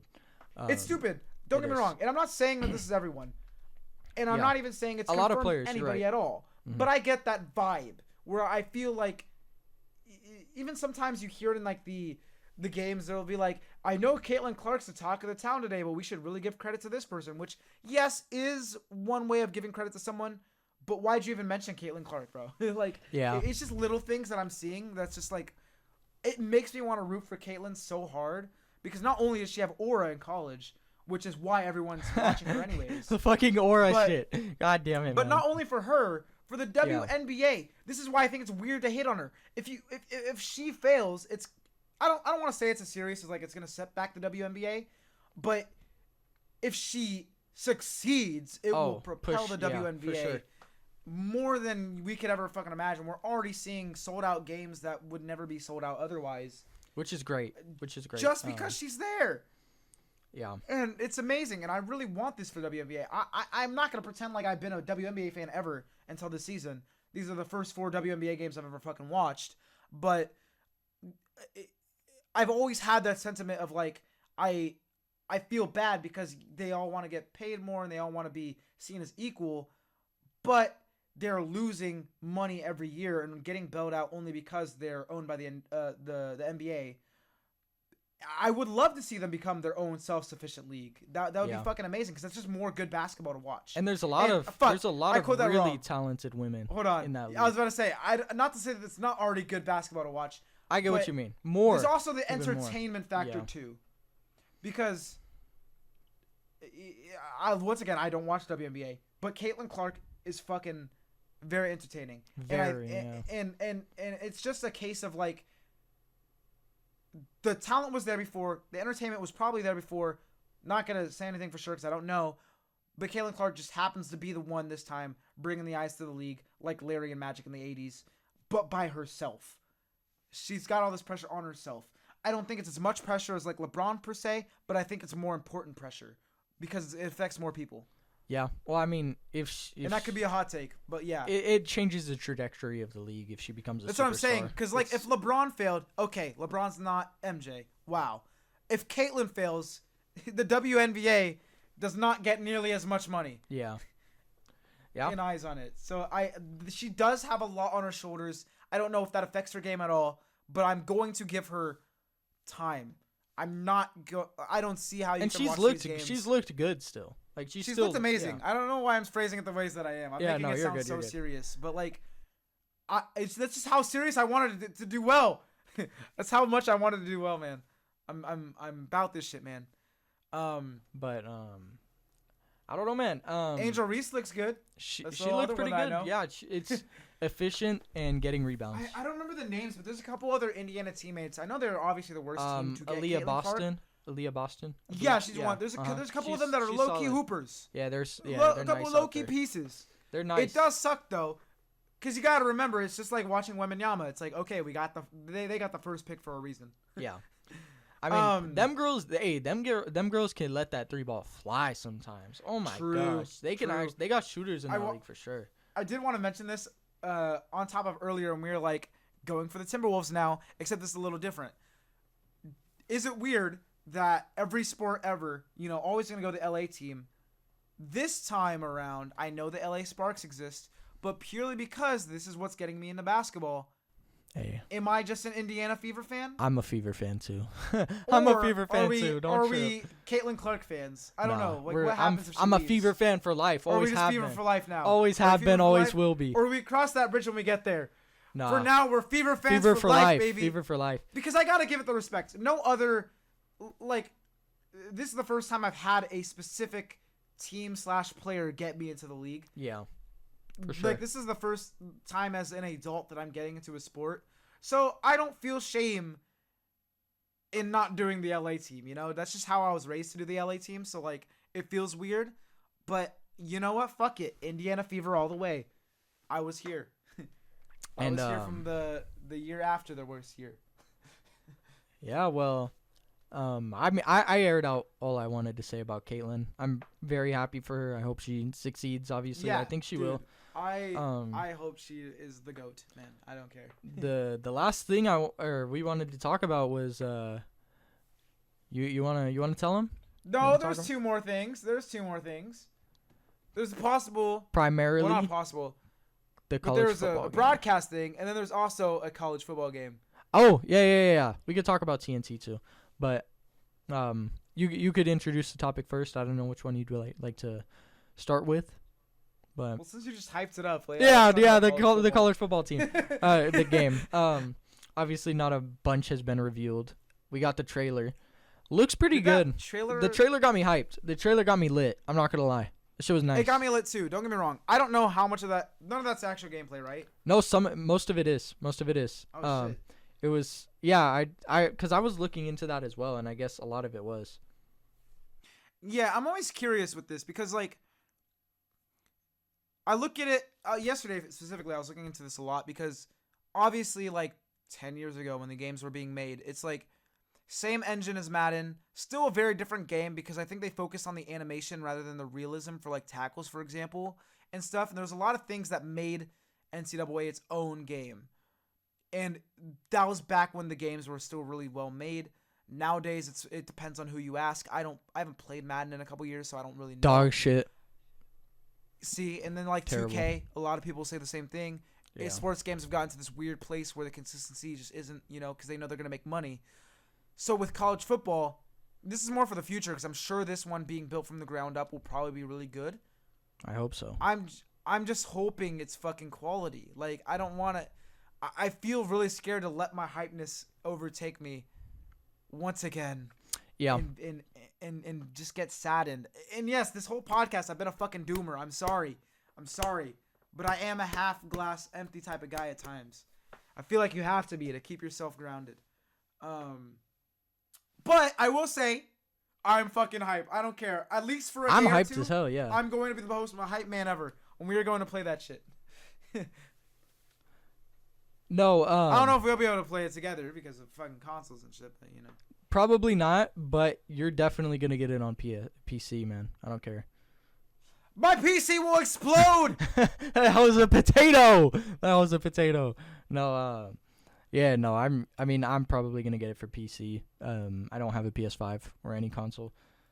Yo, run up this video. Watch this video as many times as you can. Get 1,000 people to subscribe to us so we can start making that YouTube money and get Logan a PS5. On God, if this channel, the Logan PS5 fund. If this channel hit 1,000 subscribers fairly soon, I would definitely get a PS5.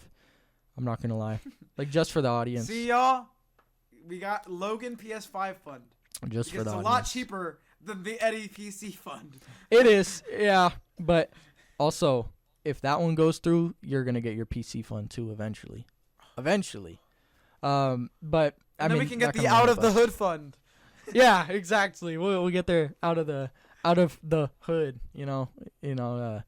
Not exactly the hood, but we'd like to move out eventually. So, would very much like to not live with my parents anymore. Yeah, I don't mind it. But you know, we're still young. We're not like chilling in our mom's basement or anything. We're still young. I always forget we're only 1 year apart. Yeah, we're young, hardworking men. You know, so yeah. So we'll get out eventually. It's soon. not like we're just we're not living we're not here bums. We're not fucking bums. doing nothing. We're recording podcasts all day. Okay, chill. Chill. Yeah. No. But no. You wanted to talk about TNT, right? I have actually not heard much about this, so I'd like you to. Yeah. Okay. This. I am going to pull it up on Google as well, purely because you don't want to misquote. I'm not sure about the outcome specifically, but I will say what I do know first. So TNT, we've known for the longest time, has owned certain broadcasting rights for the NBA, which is why we've seen Inside the NBA for fucking ever, longer than our lifetimes. And then obviously in our lifetimes, the crew of Shaq, or I guess ever since Shaq's retired, obviously, Shaq, Ernie, Kenny, and Charles. Best actual crew. Legends Best, in the game. the best crew, bro. Ever. Hilarious. Churros, San Antonio women, 4 rings versus none. Shaq. You name it. Shaq, if you're listening, come on the pod, man. Come on the pod. True. Come on the I pod. saw Shaq DJ at Anime Expo last year. Oh yeah, no, get him on the pod, man. Get him on the pod. Yeah, true. That's my homeboy. Yeah. Shaq, please. But apparently, what had happened was, they're possibly losing those rights. I don't know if it's been confirmed yet or not. However, what has been confirmed is if they do lose the rights, Ernie has loyalty to TNT because that's where he's been forever. Yeah. So he's not going to leave TNT to whatever other network it is. Now that more begs the question of, yes, not only will the other 3 stay with whatever becomes, the broadcast things, but since Ernie is leaving, would they even want to stay? Don't break up the boys. Please don't break up the boys. That's what I'm saying. Like, Charles is almost like 70. Shaq is still younger, but he has a lot of things going on. He doesn't need. But Charles Barkley. Yeah, Charles is like. He's not 70. Bro, he's 60 something, dude. 61. Sorry, 70 is crazy. 70 nah, is crazy. 70 is wild. Ernie's like 70 though. Ernie's old as shit, but he's cool though. Ernie he's cool. Johnson. He's one of the cool old people. He's 6'7". I was remembering their ages because I looked this up before.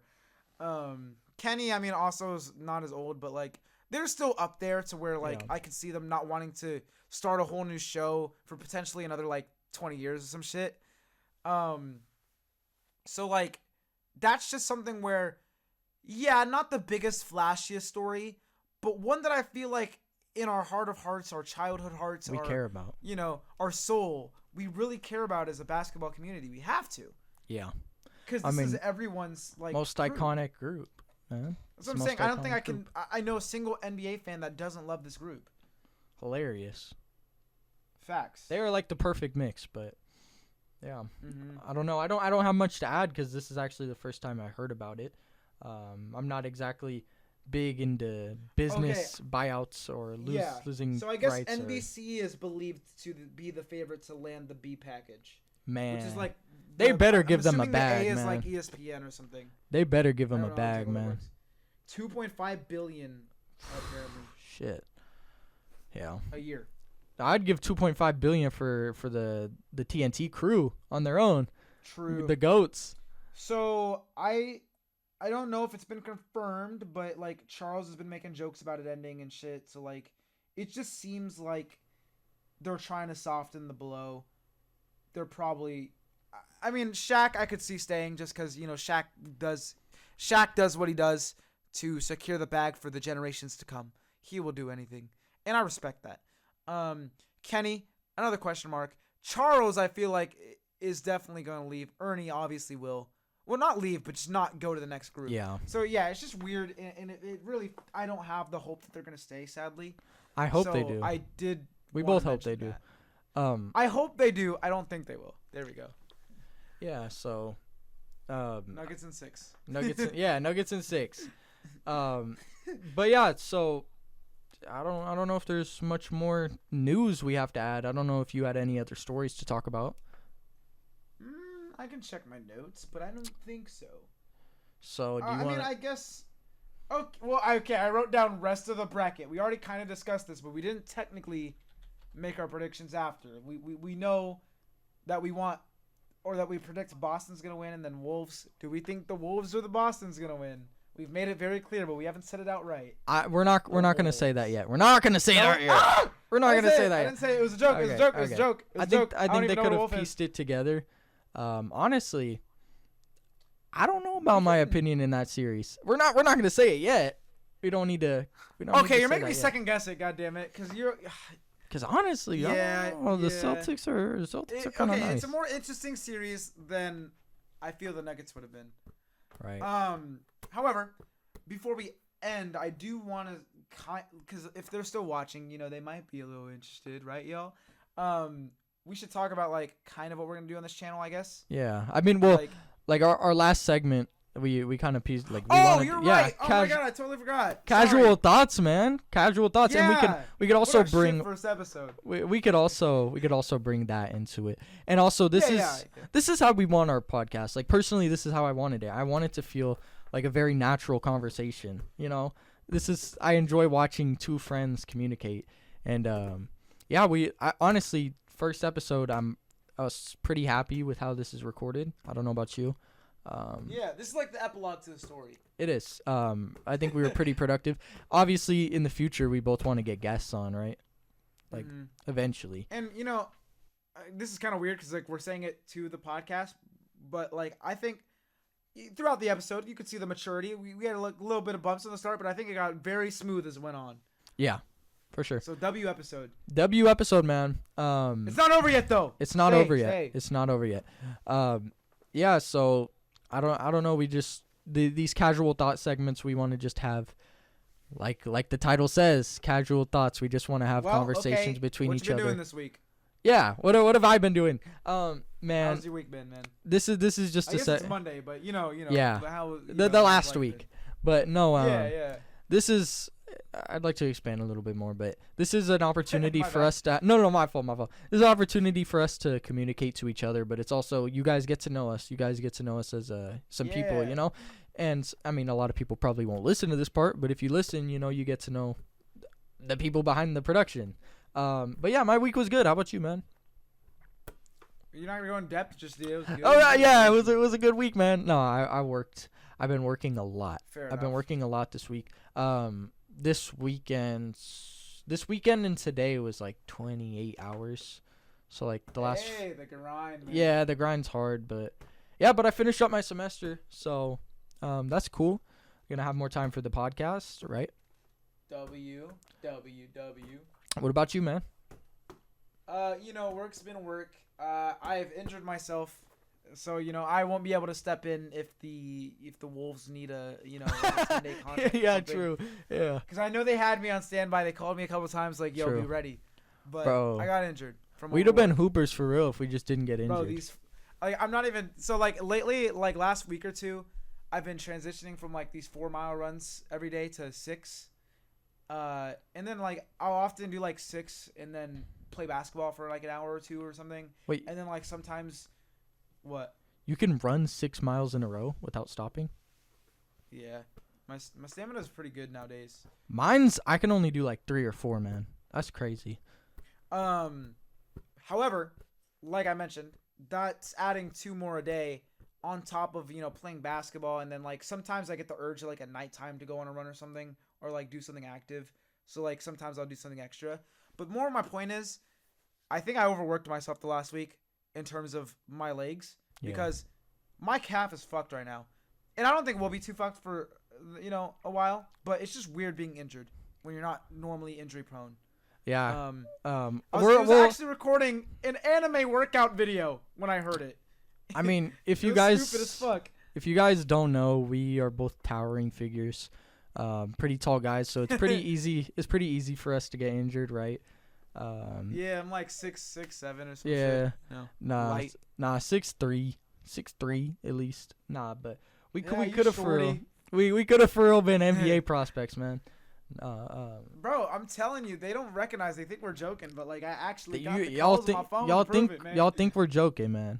Y'all think we're joking. We'll bring on some guests that they'll tell. We'll hoop with Shaq. We'll hoop with Shaq. We'll hoop with exactly. We'll hoop with Keon Ellis.